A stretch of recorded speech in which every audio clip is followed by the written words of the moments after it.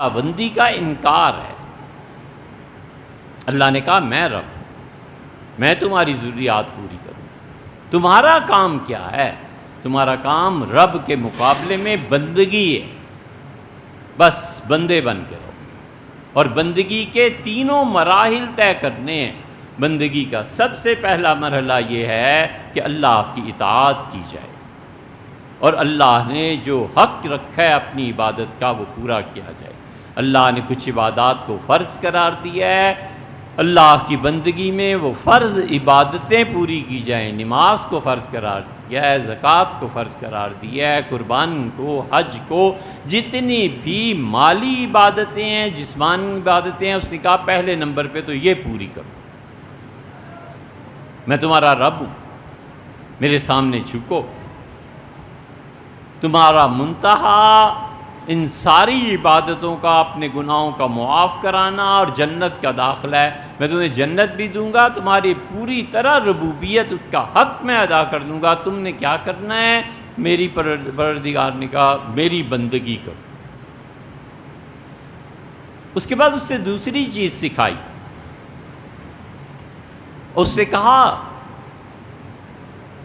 کہ جو انسان ہیں ان کے معاملات کو پورا کرو، انسانوں کے حقوق پورے کرو۔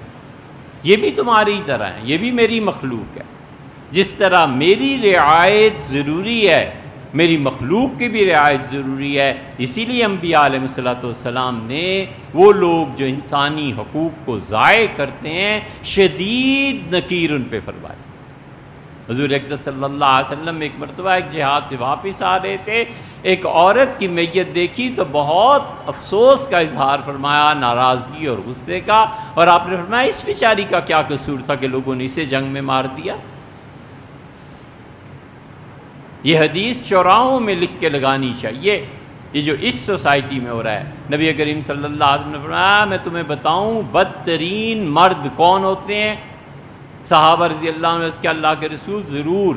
آپ نے فرمایا تم میں سے بدترین مرد وہ ہیں جو دن میں روشنی میں اپنی بیویوں کو ایسے مارتے ہیں جیسے وہ گدھوں کو مارتے ہیں، اور رات کو پھر اسی کے قریب چلے جاتے ہیں۔ اس حدیث کو چوراہوں میں لٹکا دینا چاہیے تاکہ گدھے اس آئینے میں اپنی شکل دیکھیں کہ ہم ہیں کیا، اور گدھے بھی بنے حضور صلی اللہ علیہ وسلم کی زبان سے ہم نہیں کہہ رہے۔ یہ انسانوں کے حقوق ہیں، یہ انسانوں کے ساتھ تعلقات ہیں۔ اللہ نے کہا یہاں بھی میری بندگی ضروری ہے۔ یہ نہیں ہے کہ نماز میں جی نہیں لگتا۔ ارے صاحب نماز میں آپ کا جی کیسے نہیں لگتا؟ اللہ کے حضور میں ہونا صرف ایک جگہ نماز اور روزہ نہیں ہے، انسان سے ڈیل کرتے ہوئے، مبادلہ کرتے ہوئے بھی اللہ کا ماننا ضروری ہے۔ پتہ ہے کہ میں نے 500 دینے ہیں اور اس میں ایک نوٹ کھوٹا ہے، میں اسے استعمال کر لوں یا نہ کروں، یہاں اللہ ہونا چاہیے نا۔ یہاں بھی وہی اللہ کی حضوری ہونی چاہیے جو نماز اور روزے میں۔ کسی پہ ہاتھ اٹھانا ہے 100 بار سوچنا چاہیے کہ مجھے یہ غصہ نافذ کرنے کی اجازت ہے یا نہیں ہے۔ ابو مسعود بدری مار رہے تھے اپنے غلاموں کو، اور وہ کہتے ہیں میں شدید مار رہا تھا ایک کو، مجھے نہیں پتا تھا، پیچھے رسول اللہ صلی اللہ علیہ وسلم کھڑے ہیں، آواز آئی اور آپ نے فرمایا ابو مسعود کو جاننا چاہیے کہ جتنا وہ اپنے غلاموں کو مارنے کی طاقت رکھتا ہے، ایک بڑی ہستی ہے جو اس سے زیادہ ابو مسعود کو بھی مار سکتی۔ سے میں نے مڑ کے دیکھا، ہوش اڑ گئے، حضور صلی اللہ علیہ وسلم خود تھے۔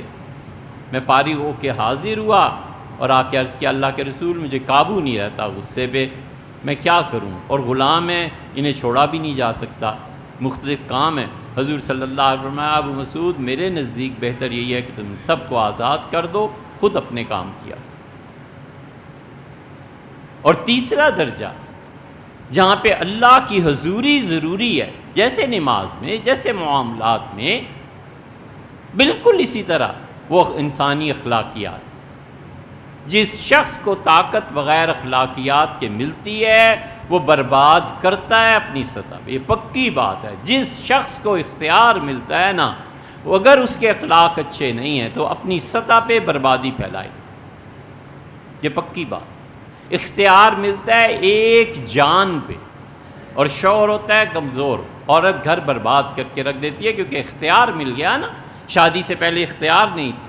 اور بالکل اس کے برعکس بھی ہوتا ہے، شوہر کو اختیار مل جاتا ہے، اس سے کبھی حکمرانی دیکھی نہیں تھی، اب ایک اس کی مملکت ماشاءاللہ غضب میں ایک عورت پیدا ہو گئی، اب یہ جتنا غصہ ہے اس پہ اس کا اس لیے کہ اختیار ہے۔ پھر 2 ہو گئے، بچے ہو گئے، 4-5 ہو گئے، پھر سب پہ اختیار آ گیا۔ اب وہ بد اخلاق آدمی کی اخلاقیات سامنے آئی، وہ جس میدان میں جائے گا، اس لیے کبھی بھی اختیار ان لوگوں کے پاس ہونا ہی نہیں چاہیے جن کے اخلاقیات نہیں بنے ہوئے۔ اللہ نے جو ترتیب سکھائی ہے اور انبیاء علیہ السلام اور حضرت رسالت پناہ صلی اللہ علیہ وسلم چھوڑ کے گئے ہیں، وہ کہتے ہیں سب سے پہلے اختیار، اور اختیار کے بعد علم، اور علم کے سب سے پہلے اخلاقیات، اخلاقیات کے بعد علم، اور علم کے بعد طاقت۔ سب سے پہلے ایک بچے کو اپنے اخلاقیات درست کرنے، اس کے بعد جس فیلڈ میں جا رہا ہے اس کا علم بھی ضروری ہے۔ یہ تھوڑی ہے کہ نااہلوں کے ہاتھ میں کوئی طاقت دے دی، اور جب وہ دونوں سٹیجز طے کر لے، اخلاقیات بھی بنے ہوئے ہوں اور وہ اہل ہو اس عہدے کا، اب اسے اختیار دے دو، اب اسے طاقت دے دو۔ علم بھی ہے، اخلاق ہے، علم ہے، اور اس کے بعد طاقت ہے۔ جہاں بھی یہ ترتیب برباد ہوگی وہاں پہ ضرور فساد مچے گا۔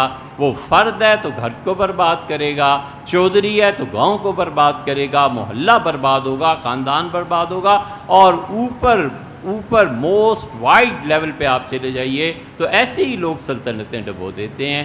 اس سورہ